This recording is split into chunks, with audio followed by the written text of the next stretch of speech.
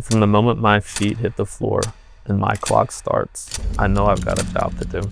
I have a responsibility to use every single gift that God's given me, to capitalize on the opportunities that I've been handed, to take advantage of the life that my parents have given me. I know that I have a responsibility to all the people who have poured into me. And whenever I take my last breath, I want to know that I've given every ounce of myself for my family, for my community, and that I can die knowing without a doubt, given this life everything that I possibly could have. And every single minute counts.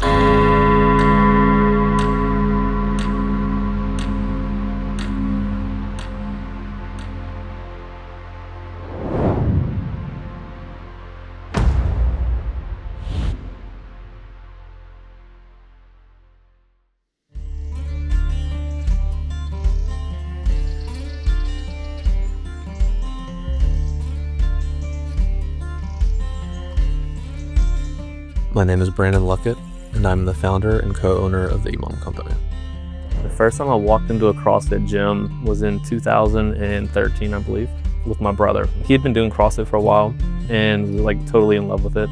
And I'd been competing in wrestling for 8 years and had decided not to go wrestle in college or anything. And so it was the summer in between my senior year of high school and my first year of undergrad. I always loved training, and my brother kind of knew that. We worked out together a good bit. And so when he invited me into the gym for the first time, the gym that we went to was an old fire station in Baton Rouge, Louisiana. Brick walls, dim lights. You walk in there, there's barbells dropping, there's rock music blaring, people yelling, people running out the doors. And I was like, this is crazy.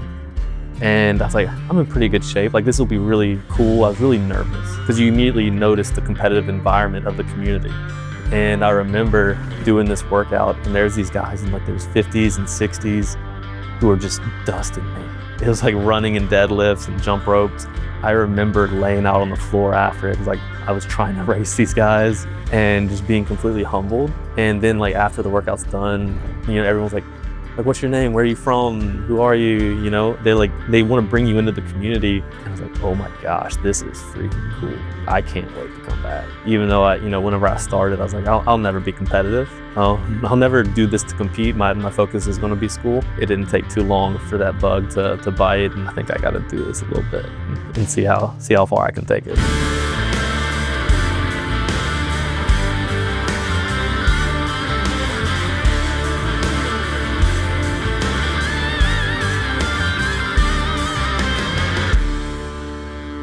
Early on in CrossFit, I was living at home with my parents, studying undergrad at LSU for a physics degree. And as I kind of got more involved in the competitive aspect of CrossFit, my dedication to the gym kind of grew more and more fairly rapidly. I think as a freshman in college, I started sweeping the gym floors for free membership, and then ended up getting a level 1 certification so I could coach there. If someone's scared to walk through the doors and start CrossFit, it might be because all they see is the advertisements on the maybe the CrossFit Games on ESPN, and that's not what it is at all. We have such an incredible range of people who come in here, ranging from 12 or 13 years old all the way up to 60s, and they all come in here 5 days a week and they love it. By halfway through my freshman year, I was coaching, studying, and training. And so my day-to-day then is much like my day-to-day now, kind of. Probably 3 or 4 days a week I would coach the morning classes. So up at 4, open the gym up by 5, run the morning classes. I think we probably ended around 7 or 8, depending on when the last class was. Right after that, I would work out for an hour or two, drive over to LSU, go to class all day, bring my own lunch and everything, study in the library. After classes, go to the gym, work out, go home, and spend time with my family and my girlfriend, who's now my wife. Go to sleep, do it all over again the next morning.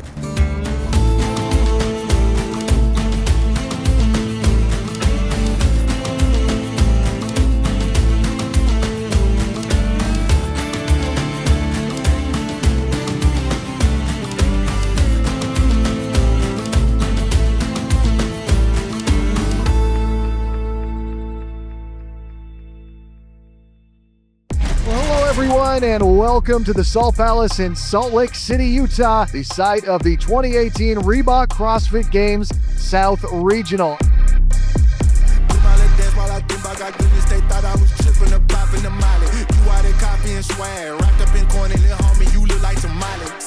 Going outside, I get up, go get it. I ain't finna wait for nobody. Pushing myself to the limit. If I never give up, I'ma win it. Pushing myself to the limit. If I never give up, I'ma win it. Pushing myself to the limit. If I never give up, I'ma win it. Pushing myself to the limit. I have been so impressed with Brandon Luckett the entire weekend. Your third athlete heading to Madison, Wisconsin, Brandon Luckett! I remember whenever I first qualified in 2018, I qualified in like May. So we rolled into the summer training for the CrossFit Games. I had like 2 months to train for the CrossFit Games. I was taking summer classes as a medical physics graduate student. I started my research project that I needed to be finished with in 12 months. I was studying for my part 1 of my board exams and training for the CrossFit Games. At the end of the summer, I competed in the CrossFit Games in early August. Graduate student in applied physics and medicine, also known as how radiation interacts with the body. Some smart guys here in the games, as well as being very, very fit. A week later, I took my final exams for my summer classes. And a week after that, I took my boards. And I did well on my exams, but I failed my boards. And I was like, I promised myself that school was always going to be first. And I have just failed one of the most important tests of my career. I was like, okay, I'm done with CrossFit. I'm not competing anymore. I took a whole year off, retook my boards, passed them, got into residency, and I thought I was completely done then.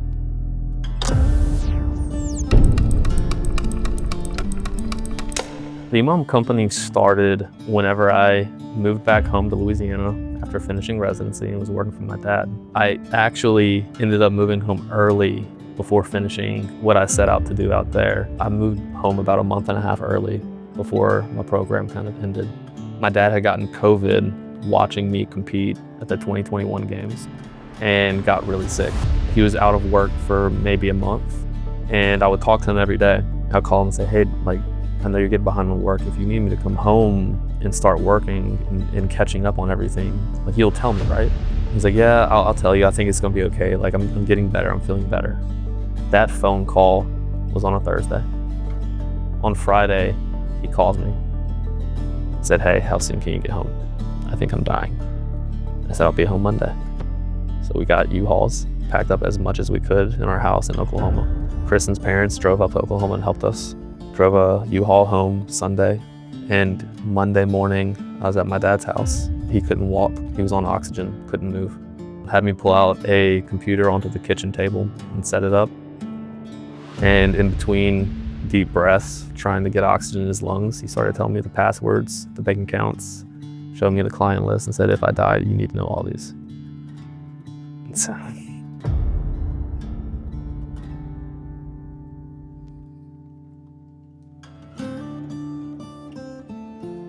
So that's how my career started with him. And so I spent the next couple months catching up on all the work for him, just thrown right into the fire. And for a few weeks, he was on FaceTime showing me how to move around the hospital, where all the units were that I had to test. And that was what I did for about a month, just catching up on everything that had kind of fallen behind. You know, I was working so hard that I didn't really have time to exercise anymore. Running 2 miles was hard for me. So I said, okay, I need to figure out something so I can stay in some kind of shape or I'll go mad. I started doing 30-minute EMOMs, 30 minutes in the gym, that's all I needed. And it was something I used back in residency when I was short on time. I'd get home late, I'd throw together, a few different movements and just do a 30-minute EMOM. I'd be like, okay, that's good enough for the day. And it was, I started using those again because I was so short on time. I was like, I gotta do something. I need 30 minutes. And so I would do a 30-minute EMOM. I fell in love with the EMOM format for 2 reasons. One reason was that I knew exactly how long the workout was going to take. There was no questioning how long, start to finish, that workout would take, whether it was a 15-minute EMOM, a 21-minute EMOM, 30 minutes. It was going to take that exact amount of time. So I knew exactly what I was getting into whenever I walked into my garage and started the clock. The other beautiful part of it was that it took away the desire to compete with anybody else. I was only competing against myself and the clock. And so I didn't have to think about, did I do good enough? Did I beat so-and-so? Was my performance enough? The answer was, did I complete it? Yes, I've done enough. My brother-in-law started doing them with me whenever I was home for like Thanksgiving. The family started doing them with me on holidays. Christmas 2021, we're all living different places. It's Christmas time, so we're all coming in. The family always comes in. We all stay at Brandon's parents' house, my wife's parents' house. And, you know, being Brandon's brother-in-law, when you come in, you're guaranteed to work out. So, you know, we go to the gym and he writes this nasty EMOM of dumbbell snatches, burpee box jumps, and a calorie row, 30-minute EMOM. I think I got like 18 minutes in and I tapped out. I was like, there's no way this is impossible. And I'm pretty positive Brandon didn't finish that workout either. But I just remember like we did like a series of workouts around Christmas time, all centered around EMOM, kind of that same structure where it was like a bodyweight movement, a cardio movement, and some type of dumbbell or barbell. And right before we're all about to go away and head back home, he's like, you think we should put these on Instagram? Or you think I should put these on Instagram? And I was like, dude, I think people would love that. And that was kind of the idea, was he was just gonna put them out on Instagram for free. And I think it was December 28th, he actually posted the first workout, started the EMOM Co Instagram, posted the first workout. And at that point, I'm not even really involved. It was more of just doing the workouts with him and him like, hey, you think people would like this? And pretty much just giving him some confidence, like, yeah, man, I think people would love it. Fast forward, probably maybe January 15th of 22, and I'm sitting in my basement, my wife and I, at the end of the day, it's nighttime, we're probably watching some Netflix and unwinding from the day, and I get a call from Brandon and he's like, hey, I think I want to make this a company. Do you think people would be interested in buying it? And I was like, dude, I think so. And he's like, do you want to be a part of it? And then from that moment, it's been both of us in EMOM Co from that day moving forward. You know, whenever we first started it, I was like, man, it'd be really cool if we got like 50 members and we had, you know, a couple $100 a month, you know, some spending money, a little side hustle. But we cared a lot about what we were providing for our members. And so we started with maybe 25 members, you know, and we were ecstatic.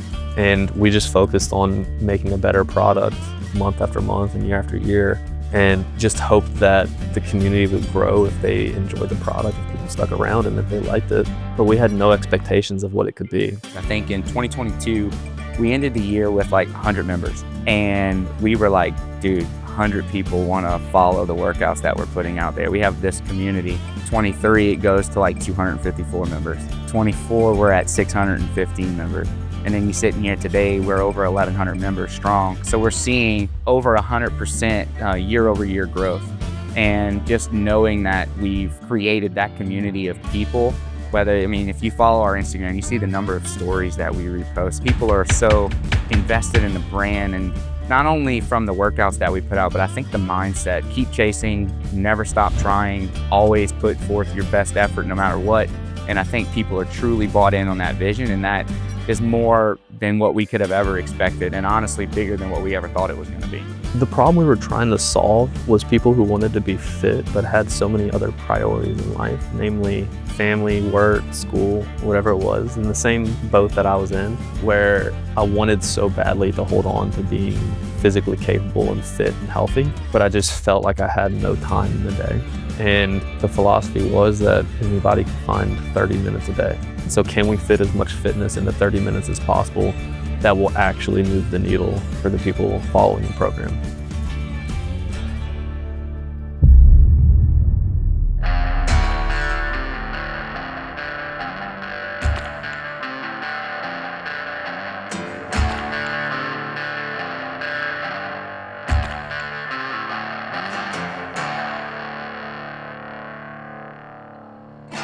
If anyone ever walked into the gym for the first time and did an EMOM for the first time, I think the biggest lesson you can draw away is it is me versus me, and I can be a better human after this than I was before.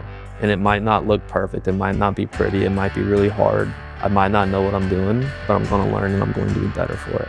That's the most important message that you can learn from walking in the gym and training your body. And that was our whole mission out the gate. And, you know, when we first started, we would have, 5 workouts a week, but we also have minimal equipment workouts so that if you were in a hotel or all you had in the living room was dumbbells, like you could still do some fitness. We also had body weight workouts. So like if you didn't have access to anything, you could still get some fitness in. It's like that was the priority. If you could find 30 minutes, we can change your day. Being an EMOM company athlete has been one of the best opportunities that I could have been given so far in the last 2 years. What turned me on to the EMOM company was actually my husband. He saw that there were these EMOM workouts that kept coming out on social media, and he's like, I'm gonna try this and you might like it too. And at the time I was injured, so there wasn't like a lot that I can do, but I remember one of the workouts being a simple one, a 20-minute EMOM of calorie C2 bike and V-ups. And I was like, oh, I was a gymnast, I love V-ups. So I was like, I can do this. And from that moment on, I just like kept doing the workouts and then really just started to enjoy the programming from there. And then about 2 to 3 months into the programming, Brandon reached out and was like, what's your interest in going as like a team athlete? And at that time, I have never dipped my toes in the team pool before. So I was like, I'll think about it. And then I was getting text messages from the potential teammates and they were like, you should do it. And I'm like, okay.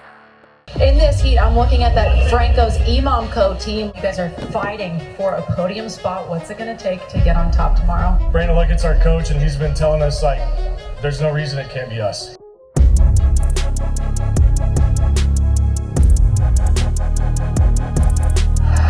This is big. Jordan Kerr at 5:15. Yes, good fight. I love seeing the fight like that.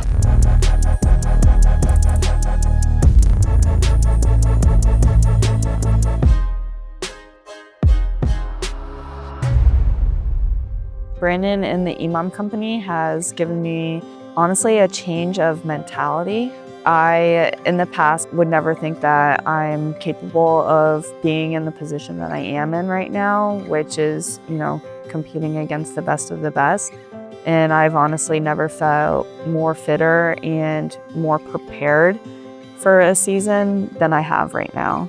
I think EMOM Company in the next few years is going to be so much more massive than what it is today. I think from a community standpoint, you know, people live a very busy lifestyle. You know, Brandon does and I do, and that's kind of how this all started, right? We have kids, we work jobs. EMOM Co is not our full-time gig. We both have other businesses on the side, but we also still want to prioritize health and fitness and add value, right? I think that's ultimately what's been the catalyst for how we've been able to really be successful and grow. Is every single thing that we put out, every single thing that we do is like, how can we give value back to the people that have trusted us enough to pay us to be memberships, follow us, and do what we're telling them to do. So we just want to continue to add value to people and grow.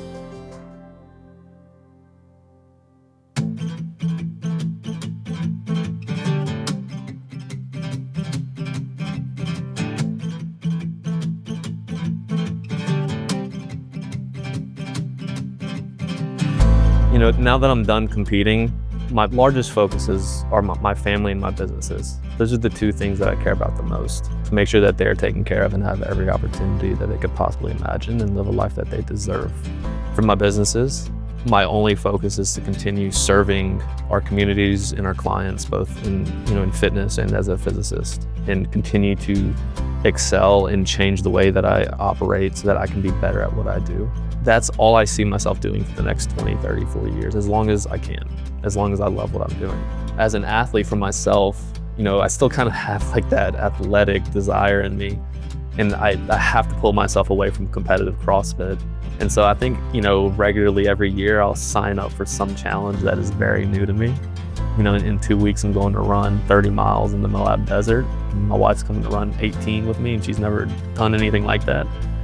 But it's continuing to embark on challenges that make me question my resolve with it. And I think that's super important, to have those moments in your life where like, I don't know if I can do this, but I'm gonna find out. So I'll always have something that I've gotta do physically that gives me something to shoot for, to strive for. And so I'll keep finding things. High rocks races, triathlons. I'd love to knock off an Ironman. Maybe I'll sign up for jiu-jitsu tournament, I don't know. But I'll always do something that's gonna challenge me and break me out of the comfort zone and the shell.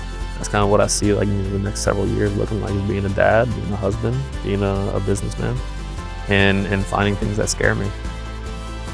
And no matter what, I'm gonna keep chasing.